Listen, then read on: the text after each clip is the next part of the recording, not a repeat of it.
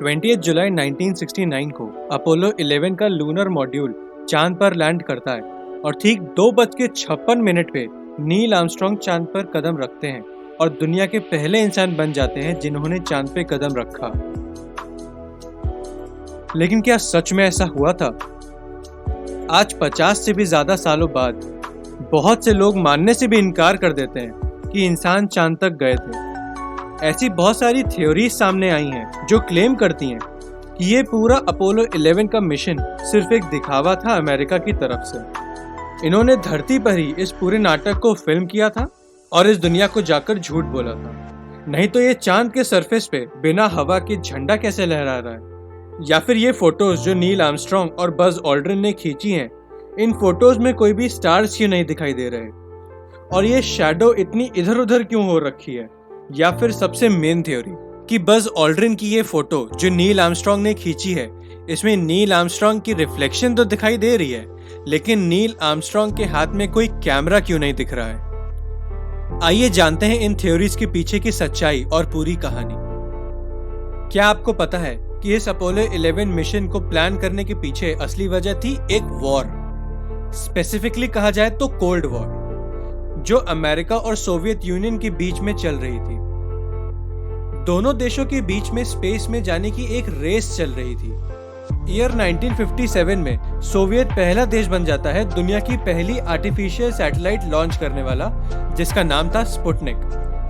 ये देखकर American government shock हो जाती है कि सोवियत उनसे आगे कैसे निकल गया। कुछ ही महीनों बाद ईयर 1958 में अमेरिका भी अपनी सैटेलाइट लॉन्च कर देता है, जिसका नाम है एक्सप्लोरर। लेकिन 3 साल बाद ईयर 1967 में अमेरिका को एक और बड़ा झटका लगता है जब सोवियत कॉस्मोनॉट यूरी गगैरिन स्पेस में जाने वाले पहले आदमी बन जाते हैं। एक बार फिर से सोवियत ने अमेरिका को पीछे छोड़ दिया। इसके सिर्फ एक महीने बाद 25 मई 1961 को उस टाइम के प्रेसिडेंट जॉन एफ कैनेडी अपने फेमस भाषण में वादा करते हैं पूरी दुनिया के सामने कि ये दशक खत्म होने से पहले इंसानों को चांद पर भेज देंगे। और इतना ही नहीं, जो इंसान चांद पर जाएगा उसे ये सेफली वापस धरती पर लेके भी आएंगे। इस मिशन को पूरा करने के लिए नासा को अगले 5 सालों तक 7 से 9 बिलियन डॉलर्स की एडिशनल फंडिंग भी मिली। 1963 से लेकर 1967 के बीच में कई सारे अनमैन्ड टेस्ट किए जाते हैं और पहला मैन्ड टेस्ट फरवरी 1967 में होता है, जिसका नाम था अपोलो 1। अगले 2 सालों में कई सारी मिसहैपनिंग्स और करेक्शंस के बाद फाइनली जाकर 16 जुलाई 1969 को अपोलो 11 मिशन लॉन्च किया जाता है, जो 20 जुलाई 1969 को मून पे सक्सेसफुली लैंड करता है और नील आर्मस्ट्रॉन्ग चांद पे अपना फुटप्रिंट छोड़ने वाले पहले इंसान बन जाते हैं। जो यूएस के प्रेसिडेंट जॉन एफ कैनेडी ने कहा था कि हम दशक खत्म होने से पहले इंसानों को चांद पर लैंड करा देंगे, वो नासा ने कर दिखाया। लेकिन कितने चांस की बात नहीं है कि 1970 में डिकेड खत्म हो जाता और 1 साल पहले 1969 में अमेरिका चांद तक पहुंच गया। कहीं ऐसा तो नहीं कि कोल्ड वॉर में अपना एडवांटेज दिखाने के लिए अमेरिका ने फेक मून लैंडिंग का ऑपरेशन प्लान किया हो? ये एक एग्जाम्पल है फ्रेंड्स बहुत सारी कॉन्स्पिरेसी थ्योरीज का जो बनाई जाती हैं अपोलो 11 मून लैंडिंग को लेकर। लेकिन ये सारी कॉन्स्पिरेसी थ्योरीज कई बार डिबंक करी जा चुकी हैं। अगर अमेरिका की तरफ से ये एक फर्जी अटेम्प्ट होता दुनिया को बेवकूफ बनाने का, तो सोवियत इसे कभी नहीं मानता।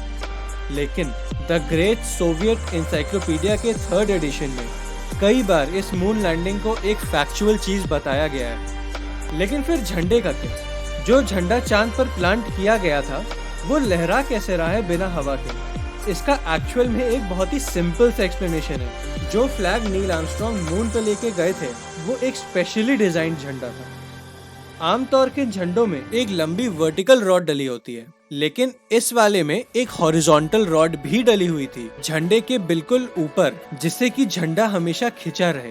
क्योंकि नासा वाले जानते थे कि मून पे झंडा लहराएगा नहीं, इसलिए एक हॉरिजॉन्टल रॉड ऊपर ऐड की गई थी ताकि झंडा हमेशा फ्लैट दिखे। अपोलो 11 के मिशन में हॉरिजॉन्टल रॉड को एक्सटेंड करने में थोड़ी प्रॉब्लम हो रही थी, तो वो रॉड पूरी एंड तक एक्सटेंड नहीं हो पाई, जिसकी वजह से एक रिपल दिखने लगा। और इसीलिए लोगों को लगता है कि ये झंडा लहरा रहा है, लेकिन एक्चुअल में झंडा लहरा नहीं रहा है। सिर्फ उन वीडियोस में झंडा लहराता हुआ दिखेगा जिसमें एस्ट्रोनॉट्स पकड़ के लगा रहे हैं, बाकी उसके अलावा झंडा एकदम स्टिल दिखेगा। अगली पॉपुलर कॉन्स्पिरेसी थ्योरी है कि ये जो फोटोज नील आर्मस्ट्रॉन्ग और बज ऑल्ड्रिन ने खींची हैं, इन फोटोज में कोई भी स्टार्स क्यों नहीं दिखाई दे रहे। इसका जवाब भी बड़ा ही सिंपल है। एक्चुअली में मून लैंडिंग दिन के समय में हुई थी, ऐसे टाइम में जब चांद पर सूरज की रोशनी पड़ रही थी, और जो व्हाइट कलर के स्पेस सूट्स एस्ट्रोनॉट्स पहने हुए थे वो भी काफी ज्यादा लाइट रिफ्लेक्ट कर रहे थे। तो उस जमाने के कैमरास कोई इतने हाई प्रोफेशनल तो थे नहीं।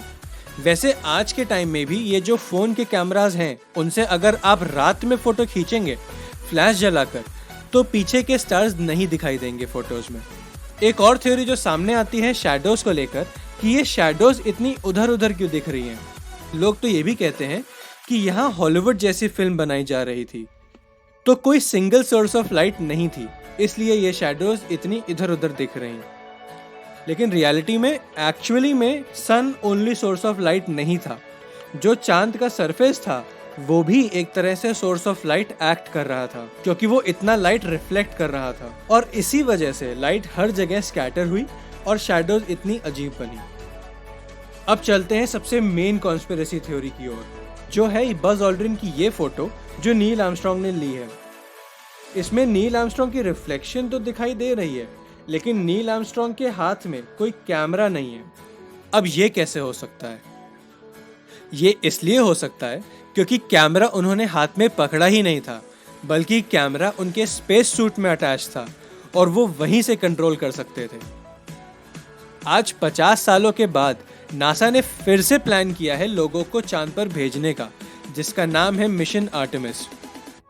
नासा का प्लान है कि 2025-2026 तक वो पहली औरत को चांद पर भेजेंगे और फर्स्ट पर्सन ऑफ कलर को भी चांद पे भेजा जाएगा। ये बात तो पक्की है कि दशक के खत्म होने से पहले हम दोबारा से इंसानों को चांद पर देखेंगे। आपको क्या लगता है कि क्या इसरो नासा से आगे निकल पाएगा? नीचे कमेंट सेक्शन में ज़रूर बताएं। बाकी अगर वीडियो पसंद आया तो लाइक करिए और इसी तरह के इंटरेस्टिंग टॉपिक्स पे वीडियो देखने के लिए इस चैनल को सब्सक्राइब करिए।